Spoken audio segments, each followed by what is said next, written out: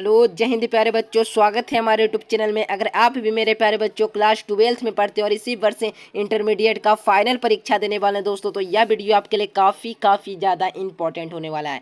क्योंकि इस वीडियो में दोस्तों हम लोग हिंदी का चैप्टर नंबर 1 दोस्तों बातचीत, जो एक प्रकार का निबंध दोस्तों, इसका 35 VBI ऑब्जेक्टिव क्वेश्चन देखने वाले हैं। इस 35 ऑब्जेक्टिव को आप सभी विद्यार्थी कंप्लीट रखते हैं दोस्तों, तो आपके परीक्षा में मैं कह सकता हूँ कि एक भी प्रश्न नहीं छूटेंगे, ठीक है ना। तो इस चैप्टर से आपके परीक्षा में कुल 5 से 6 ऑब्जेक्टिव पूछे जाते हैं दोस्तों। इस 10 मिनट को अगर वीडियो को पूरा वॉच कर ले तो दोस्तों, तो आपके यहाँ से 5 नंबर आसानी से कंप्लीट हो जाएंगे, ठीक है। तो चलिए प्यारे बच्चों, वीडियो को फटाफट स्टार्ट करते हैं। अगर हमारे चैनल से आप सभी विद्यार्थी पहली बार जुड़े हैं तो हमारे चैनल को सब्सक्राइब अवश्य कीजिएगा और वीडियो को भी लाइक कर लीजिएगा। नोट्स लेने के लिए दोस्तों इस नंबर पर आपको कॉल कर लेना है, ठीक है ना, क्योंकि यहाँ पे नोट्स बिल्कुल सिलेक्ट किया गया प्रश्न मिलता है, ठीक है। चलिए प्रश्न की ओर बढ़ते हैं प्यारे बच्चों। फर्स्ट क्वेश्चन की ओर सभी बच्चे बढ़ेंगे। चलिए बातचीत में मन किस प्रकार का हो जाता है, यानी बातचीत हम लोग करते हैं ना प्यारे बच्चों, तो मन किस प्रकार का हो जाता है। तो याद रखना, हल्का और स्वच्छ हो जाता है। यानी कि अगर हम लोग एक या दो अगर एक या दो दोस्तों के बीच में हम लोग बातचीत करते हैं तो मन कैसा हो जाता है दोस्तों, तो हल्का हो जाता है, ठीक है। तो सी नंबर बिल्कुल करेक्ट आंसर हो जाएगा। बाल कृष्ण भट्ट किस काल के रचनाकार, यानी बाल कृष्ण भट्ट हैं दोस्तों, जो किस काल का रचनाकार है, तो याद रखना आधुनिक काल का। डी नंबर बिल्कुल करेक्ट आंसर आप सभी विद्यार्थी को याद रखना है। बातचीत ललित निबंध क्यों है, यानी कि बातचीत जो ललित निबंध होने का कारण क्या है दोस्तों, तो याद रखना आत्मपरक निबंधों की पुस्तक, यानी कि प्यारे बच्चों ए नंबर बिल्कुल करेक्ट आंसर हो जाएगा। देख सकते हैं 2022 में ये क्वेश्चन आपके परीक्षा में पूछे गए थे, ठीक है। अगला प्रश्न देखिए प्यारे बच्चों, प्रश्न है कि बाल कृष्ण भट्ट के पिता का नाम क्या था प्यारे बच्चों, तो याद रखना बेनी प्रसाद भट्ट जी। किनके पिताजी का नाम था, तो बाल कृष्ण भट्ट का नाम बेनी प्रसाद भट्ट जी था प्यारे बच्चों। तो 4 नंबर प्रश्न का बी नंबर बिल्कुल करेक्ट आंसर हो जाएगा। अगला प्रश्न की ओर बढ़ते हैं। नेक्स्ट क्वेश्चन, सभी बच्चे चैनल को सब्सक्राइब कर वीडियो को लाइक कर लेना है, क्योंकि यहाँ पे सबसे बेस्ट तैयारी कराई जाएगी, ठीक है ना। बाल कृष्ण भट्ट का मुख्य पेशा क्या था, यानी बाल कृष्ण भट्ट का जो मुख्य पेशा है ना दोस्तों, जो क्या था, तो याद रखना प्यारे बच्चों, बाल कृष्ण भट्ट का जो प्रमुख जो होता है ना पेशा रोजगार, उसे वकील था प्यारे बच्चों। बी नंबर बिल्कुल करेक्ट आंसर हो जाएंगे। अगला प्रश्न की ओर बढ़ते हैं। नेक्स्ट क्वेश्चन देखिए प्यारे बच्चों, प्रश्न आया है दोस्तों जो देखेंगे।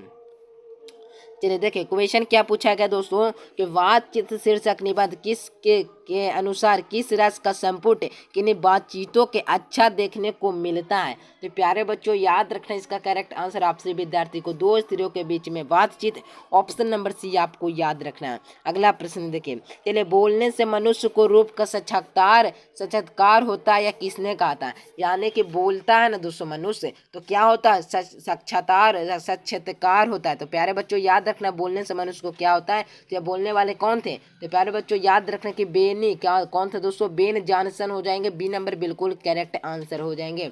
अगला प्रश्न की ओर बढ़ते हैं। सारे प्रश्न को आप सभी विद्यार्थी कैसे भी याद कर लेना, ठीक है ना, क्योंकि यहाँ से 5 नंबर आपके कंप्लीट होने वाले हैं, ठीक है। तो इस 35 ऑब्जेक्टिव को 1 बार 2 बार 3 बार देखिए, ठीक है ना, तभी ये इस चैप्टर आपका कंप्लीट हो पाएगा।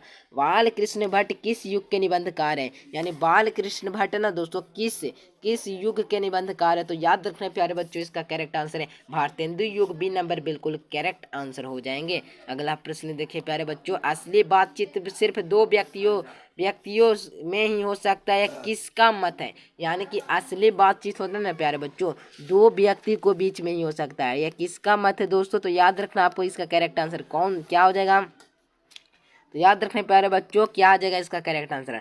तो प्यारे बच्चों ये एडिशन का कहना था कि असली बातचीत 2 व्यक्तियों के बीच में भी किया जा सकता है। ए नंबर बिल्कुल करेक्ट आंसर आपको याद रखना है।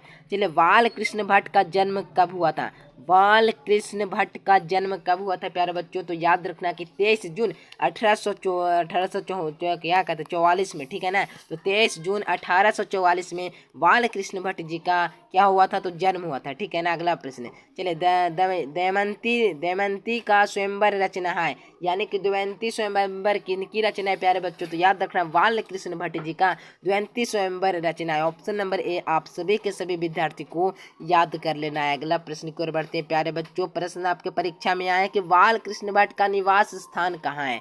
यानी कि प्यारे बच्चों बाल कृष्ण भट्ट है ना, इसका निवास स्थान कहाँ है। तो याद रखना दोस्तों कि बाल कृष्ण भट्ट का जो है ना निवास स्थान जो उत्तर प्रदेश के इलाहाबाद में है, ठीक है ना। तो कौन सा ऑप्शन में दिया हो प्यारे बच्चों, तो याद रखना बी नंबर में दिया हो, बी बिल्कुल करेक्ट आंसर हो जाएगा।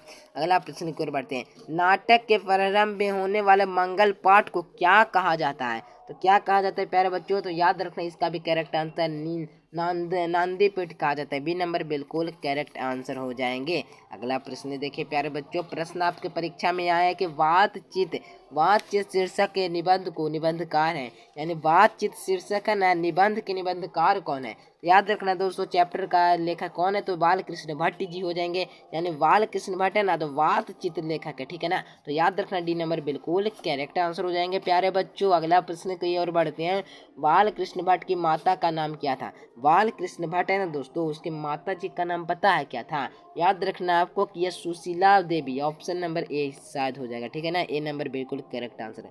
चलिए फ्रैंक नेशनल क्या कहा जा रहा है दोस्तों। फ्रैंक नेशनल दृष्टि के बातचीत का रूप कैसी था, यानी कि कैसी थी। तो याद रखने प्यारे बच्चों की 16 नंबर प्रश्न का भी correct answer option number C प्रभावशाली थी। सी नंबर बिल्कुल करेक्ट आंसर हो जाएगा। अगला प्रश्न की ओर बढ़ते हैं प्यारे बच्चों। प्रश्न आपके परीक्षा में आए हैं कि बातचीत के माध्यम से बाल कृष्ण भट्ट क्या बताना चाहते हैं। यानी बाल कृष्ण के जरिए बाल कृष्ण भट्ट है ना दोस्तों जो क्या बताना चाहते हैं।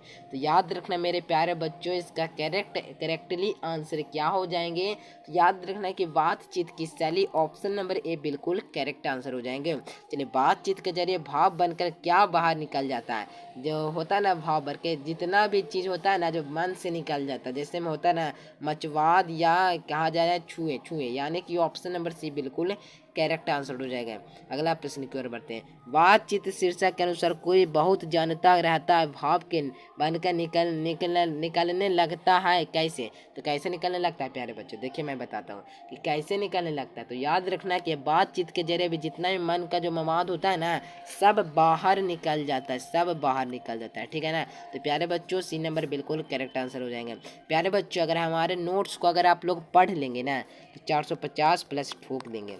मेरे प्यारे बच्चों मुझे कितने साल का अनुभव है, तो 7 साल सॉरी प्यारे बच्चों 5 सालों का मेरे पास अनुभव है। 2021 2022 2023 जैसे ही 2022 प्रारंभ हुआ ना दोस्तों वैसे ही मेरा क्वेश्चन इतना लड़ने लगा कि 70 में से कितना ऑब्जेक्टिव लड़ने का दावा है मेरे पास, तो लगभग 65 प्लस ऑब्जेक्टिव। तो प्यारे बच्चों नोट्स ले लेना सही विद्यार्थियों। हिंदी की बात किया जाए तो इसमें भी 80 प्लस ऑब्जेक्टिव क्वेश्चन लड़े हैं, ठीक है। बाल कृष्ण भट्ट के द्वारा निकाली गई पत्रिका कौन सी थी। यानी बाल कृष्ण भट्ट के द्वारा निकाली गई पत्रिका कौन सी थी प्यारे बच्चों। याद रखना इसका करेक्ट आंसर याद रखना आर्यवर्त प्यारे बच्चों ए नंबर बिल्कुल करेक्ट आंसर हो जाएंगे। अगला प्रश्न देखें। बाल कृष्ण भट्ट कौन सा मासिक पत्र निकाला था। यानी बाल कृष्ण भट्ट कौन सा मासिक पत्र निकाला था। याद रखना मेरे प्यारे लाल, option number A Hindi Pradeep, option number A.